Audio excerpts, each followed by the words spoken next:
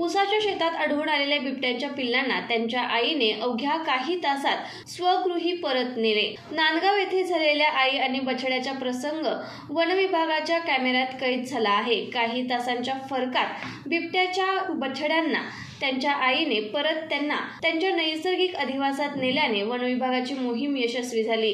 नांदगाव येथे ऊसाच्या शेतात बिबट्या व त्याच्या बछड्यांचे वास्तव्य होते। त्या शेतात ऊसतोड आली असता शेतात ऊसतोड सुरू असताना बिबट्याची 2 बछडी येथील शेतकऱ्यांना आढळली। त्याची माहिती स्थानिक ग्रामस्थांनी त्वरित वनविभागास दिली। त्यानुसार दोन्ही बछडे वनविभागाने ताब्यात घेतले व त्याची माहिती साताऱ्याचे उपवनसंरक्षक आदिती भारद्वाज, सहाय्यक वनसंरक्षक त्यांच्या सूचनेनुसार त्या बछड्यांची पुन्हा त्यांच्या आईशी भेट घडवून देण्यात आली।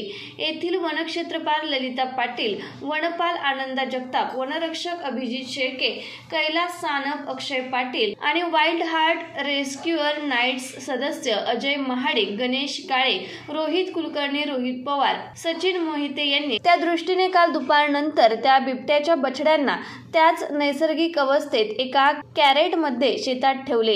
रात्री 8च्या सुमारास त्या बछड्यांची आई तेथे आली। त्या बछड्यांना नेण्यासाठी आलेल्या आईने अवघ्या तासाभरात दोन्ही बछड्यांना घेऊन गेली।